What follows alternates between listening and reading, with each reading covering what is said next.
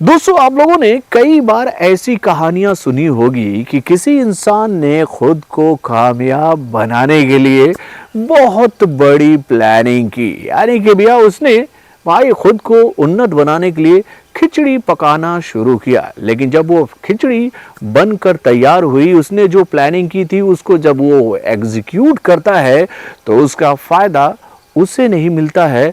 यानी कि उसकी पकी पकाई खिचड़ी पर किसी और को मुनाफा फायदा हो जाता है।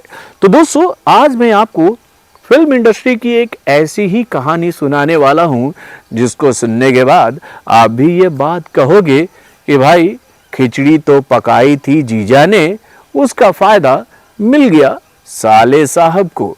तो क्या है ये स्टोरी, चलिए मैं आपको बताता हूं। हेलो फ्रेंड्स, मैं हूं नरेंद्र और मैं आपका एक बार फिर से स्वागत करता हूं हमारे चैनल यानी कि वायरल न्यूज जंक्शन में। तो दोस्तों, ये बात तो आप लोग जानते हो कि भैया हमारे इंडियन फिल्म इंडस्ट्री में कई सारे सुपरस्टार हैं। और अगर हम उन सुपरस्टारों के बच्चों की बात करें तो भैया ऐसे कई सारे सुपरस्टार हैं जिनके बच्चे अपने पापा की तरह कामयाब नहीं हो पाए। आज मैं आपको एक ऐसे ही सुपरस्टार के बेटे की कहानी बताने वाला हूं जिसको सुनकर आप ये बात कहोगे कि भाई इस सुपरस्टार के साथ उसका किस्मत कभी साथ नहीं दिया। दोस्तों, आप लोगों को याद होगा कि यशराज ने एक फिल्म बनाई थी जिस फिल्म का नाम था डर, जिसमें शाहरुख खान के साथ सनी देओल और जूही चावला नजर आई थी। जब ये फिल्म बनकर तैयार हुई, ये फिल्म जब सिनेमा घरों में रिलीज हुई तो भाई सनी पाजी को इस बात पर पूरा यकीन था कि इस फिल्म से उनको काफी फायदा होगा और वो इस फिल्म का फायदा उठाकर बॉलीवुड के और भी बड़े कलाकार बन जाएंगे। लेकिन जब ये फिल्म बनकर सिनेमा घरों में रिलीज हुई और इस फिल्म को जब सनी पाजी ने देखा था तो उस वक्त वो खुद को ठगा हुआ महसूस कर रहे थे। यानी कि भैया इस फिल्म में हीरो लोगों की नजर में विलन बन गया और विलन हीरो बन गया। यानी कि इसी इंसिडेंट की वजह से सनी पाजी जो है वो शाहरुख खान से काफी दूर हो गए थे और उसके बाद उन्होंने ये फैसला किया था कि मैं कभी भी यशराज की किसी दूसरी फिल्म में काम नहीं करूंगा। तो आपके दिमाग में यही सवाल उठ रहा होगा कि भैया क्या मैं ये कहानी आप लोगों को बताने वाला हूं? तो नहीं भाई, मैं ये कहानी आपको नहीं बताने वाला हूं। लेकिन अभी जो कहानी मैं आपको बताऊंगा उसका भी सार जो है वो कुछ कुछ ऐसा ही है। यानी कि भाई मैं आज आपको बताने वाला हूं बॉलीवुड के जुबली स्टार यानी कि राजेंद्र कुमार के बेटे कुमार गौरव के बारे में, जिसे राजेंद्र कुमार काफी कोशिश करके हीरो बनाना चाहते थे, खुद की तरह सुपरस्टार बनाना चाहते थे खुद की तरह, लेकिन उनका प्लानिंग कभी भी एग्जीक्यूट नहीं हो पाया। या कहें कि भैया वो अपने बेटे को अपनी तरह बड़े कलाकार बनाने में नाकामयाब रहे। दोस्तों, अगर हम लोग बात करें कुमार गौरव के फिल्मी कैरियर की तो उन्होंने अपने फिल्मी कैरियर की शुरुआत की थी 1981 में आई फिल्म लव स्टोरी के माध्यम से, जिसमें उनके अगेंस्ट नजर आई थी विजेता पंडित, जो कि भाई बॉक्स ऑफिस पर आकर बहुत बड़ी हिट फिल्म साबित हुई थी। इस फिल्म में राजेंद्र कुमार ने भी एक अहम किरदार निभाया था प्रोड्यूसर होने के बावजूद भी। इस फिल्म के सारे गाने एक से बढ़कर एक थे, क्योंकि भैया इसके सारे गानों को आर.डी. बर्मन ने दिया था। उसका एक गाना मैं आप लोग को याद दिलाना चाहूंगा। ऐसे ये गाना आप लोगों ने कई बार सुना होगा। देखो मैंने देखा है ये एक सपना, फूलों के शहर में हो घर अपना, प्यार यहाँ है तू कहाँ है, मैं आई आई आई आई आजा। इसके सारे गाने एक से बढ़कर एक थे। ये फिल्म बॉक्स ऑफिस पर बहुत बड़ी हिट भी साबित हुई। लेकिन इस फिल्म का फायदा क्या आगे चलकर कुमार गौरव को मिला? तो दोस्तों, अगर मैं आप लोगों से ये बात कहूं कि भाई 1981 में आई ये फिल्म भले ही बॉक्स ऑफिस पर बहुत ही बड़ी हिट फिल्म साबित हुई, लेकिन इसका फायदा आगे चलकर कुमार गौरव को नहीं मिल पाया है। यानी कि कुछ दिनों में ही, कुछ सालों में ही कुमार गौरव का जो फिल्मी कैरियर था वो पूरी तरह से ढलान की तरफ जाने लगा। और जब कुमार गौरव बॉलीवुड में कुछ खास नहीं कर पा रहे थे, तो एक बार फिर से राजेंद्र कुमार ने कुमार गौरव के ऊपर दांव खेलने की कोशिश की, यानी कि उनके लिए उन्होंने एक और फिल्म को प्रोड्यूस किया, जिसे भाई लिखा था बॉलीवुड की जानी मानी राइटरों की जोड़ी यानी कि सलीम जावेद ने, और इस फिल्म को डायरेक्ट किया था बॉलीवुड के जाने माने डायरेक्टरों में से एक यानी कि महेश भट्ट ने। और इस फिल्म के जो डीओपी थे वो थे भाई विक्रम भट्ट के पिता यानी कि प्रवीण भट्ट, और इस फिल्म के म्यूजिक को दिया था किसने? तो भाई लक्ष्मीकांत प्यारेलाल ने। तो भाई अब आपके दिमाग में ये सवाल उठ रहा होगा कि ये फिल्म थी कौन सी? तो भैया इस फिल्म का नाम था नाम, जिसमें भाई कुमार गौरव के साथ में संजय दत्त भी नजर आए थे, जो कि भैया उनके रियल लाइफ में साले साहब हैं। यानी कि कुमार गौरव जो हैं, ये बात तो पूरी दुनिया जानती है कि वो संजय दत्त के जीजा जी हैं। और दोस्तों इस फिल्म में कुमार गौरव के अपोजिट जो एक्ट्रेस नजर आई थी वो थी पूनम ढिल्लन, और संजय दत्त के अपोजिट जो एक्ट्रेस नजर आई थी उनका नाम था अमृता सिंह। इसके बाद इस फिल्म में और भी कई सारे दिग्गज कलाकार थे। दोस्तों इस फिल्म में कुमार गौरव और संजय दत्त की माता का किरदार निभाया था नूतन ने, और इस फिल्म में मुख्य विलन के तौर पर नजर आए थे कौन? तो भाई परेश रावल। और इस फिल्म में बॉलीवुड के जाने माने डायरेक्टर यानी कि आशुतोष गवारीकर का भी एक जबरदस्त किरदार था।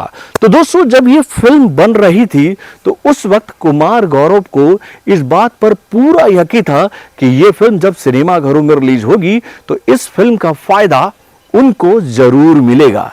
लेकिन इस फिल्म के पीछे एक बहुत बड़ी स्टोरी है।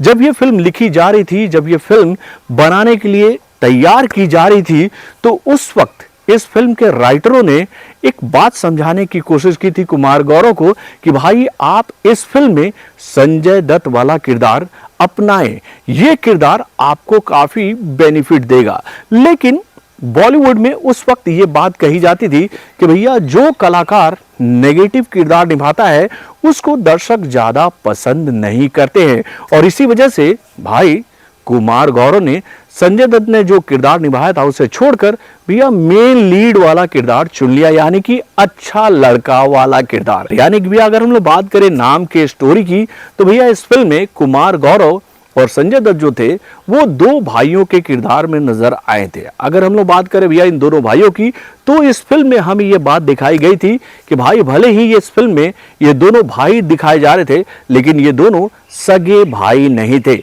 यानी कि कुमार गौरव को उनकी मां नूतन ने अनाथ होने की वजह से गोद लिया था, और संजय दत्त जो थे वो नूतन के असली बेटे थे। लेकिन इस फिल्म में हमने ये बात देखी थी, जो कहानी थी इस फिल्म की, कि भैया कुमार गौरव जो है वो एक अच्छे बेटे के किरदार में नजर आ रहे थे इस फिल्म में, और संजय दत्त जो थे वो एक नालायक बेटे के किरदार में नजर आ रहे थे। यानी कि इस फिल्म में संजय दत्त का किरदार थोड़ा सा क्रिमिनल बैकग्राउंड का था, और इसी वजह से नूतन जो थी इस फिल्म में कुमार गौरव को अपना सच्चा बेटा मानती थी, और संजय दत्त को वो अपना सच्चा बेटा नहीं मानती थी। यानी कि उनको इस बात पर काफी दुख होता था कि मेरा बेटा एक क्रिमिनल माइंडेड लड़का है, और इसी वजह से संजय दत्त भी अपनी माता से काफी खफा रहते थे। लेकिन कुमार गौरव हमेशा संजय दत्त का इस फिल्म में सपोर्ट करते रहे। इस फिल्म की कहानी जब आगे बढ़ती है तो हम लोग ये बात देखते हैं कि संजय दत्त को कुमार गौरव जो है वो अपनी मदद से विदेश भेजते हैं, क्योंकि संजय दत्त सोचते हैं कि अगर मैं इंडिया में रहूंगा तो कुछ कर नहीं पाऊंगा, मैं बाहर जाऊंगा तो मैं कुछ कर लूंगा। और यही बात सोचकर वो कुमार गौरव से हेल्प मांगते हैं, और कुमार गौरव संजय दत्त को भेज देते हैं इंडिया से बाहर।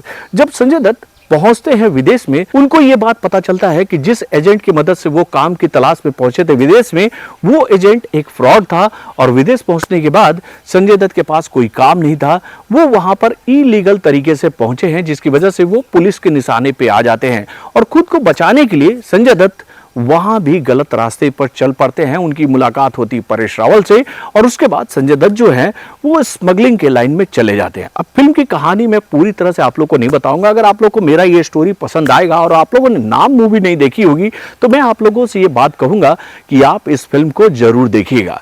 तो भाई जो असल मुद्दा मैं आप लोगों को बताने वाला था वो मुद्दा ये था कि भैया इस फिल्म को बनाने का कोशिश क्यों किया गया था, राजेंद्र कुमार ने इस फिल्म को प्रोड्यूस क्यों किया था। तो उनका मेन मोटिव ये था कि वो इस फिल्म के माध्यम से अपने बेटे को एक बार फिर से बॉलीवुड में स्टैब्लिश्ड करना चाहते थे। ये फिल्म बनी बहुत अच्छी थी, लेकिन इस फिल्म की जो कहानी थी, इस फिल्म में ठीक वैसा ही हुआ जैसा कि डर में सनी पाजी के साथ हुआ था। यानी कि भैया उनका पॉजिटिव कैरेक्टर लोगों को उतना पसंद नहीं आया जितना नेगेटिव कैरेक्टर शाहरुख खान का पसंद आया था, जिसकी वजह से शाहरुख खान ने बाजी मार ली थी डर में। ठीक वैसे ही नाम में कुमार गौरव का वो अच्छा लड़का वाला जो किरदार था वो लोगों को ज्यादा पसंद नहीं आया, और संजय दत्त का नेगेटिव किरदार लोगों को काफी पसंद आया। और वो किरदार कुछ इस कदर हावी हुआ इस फिल्म के ऊपर कि भाई उस फिल्म से जीजा जी तो कुछ नहीं बन पाए, लेकिन साले साहब जो हैं वो सुपरस्टार बन गए। और भैया इसी वजह से कुमार गौरव के लिए तैयार की गई ये फिल्म उनके काम नहीं आई, लेकिन इसका फायदा हो गया साले साहब यानी कि संजय दत्त को। तो दोस्तों वाकई में नाम जब बनकर सिनेमा घरों में आई थी तो ये फिल्म बहुत ही बड़ी हिट फिल्म साबित हुई थी। इस फिल्म के सारे गाने एक से बढ़कर एक थे। अगर मैं इस फिल्म के एक गाने को आपको याद दिलाने की कोशिश करूं तो आप लोगों ने भी ये गाना जरूर सुना होगा। तू कल चला जाएगा तो मैं क्या करूंगा, तू याद बहुत आएगा तो मैं क्या करूंगा। इसमें एक और गाना था मेरे भाई, वो अमीरों की शाम गरीबों के नाम, इसी बात पर सबको मेरा सलाम, अमीरों की शाम गरीबों के नाम। तो दोस्तों वाकई में नाम तो बनी थी कुमार गौरव के लिए, लेकिन इसका बेनिफिट मिल गया संजय दत्त को। यानी कि कहते हैं ना कि भाई जिसके हिस्से में जो कामयाबी होती है वो कामयाबी कहीं ना कहीं से उसी के हिस्से में आती है, चाहे उसके लिए आप कितना भी हाथ पैर क्यों ना मार लो। और उसके बाद से कुमार गौरव कभी भी बॉलीवुड में वो मुकाम हासिल नहीं कर पाए जो कि संजय दत्त को मिल गया था नाम की वजह से। तो दोस्तों आप अपने कमेंट के माध्यम से हमें जरूर बताइएगा कि आपको हमारे द्वारा बताया गया ये फिल्मी कहानी कैसा लगा। और अगर आप लोगों को हमारा ये प्रयास अच्छा लगता होगा तो अपने कमेंट के माध्यम से हमें जरूर बताइएगा कि आप ऐसे हमारे इस प्रयास को आगे और देखना चाहते हैं कि नहीं। तो बॉलीवुड से जुड़े और भी कई सारे खबरों को जानने के लिए हमारे चैनल यानी कि वरुण रिएक्शन को लाइक सब्सक्राइब करना ना भूलिएगा, और हमारे अपडेट्स को जानने के लिए बेल आइकन को जोड़ दबाइएगा।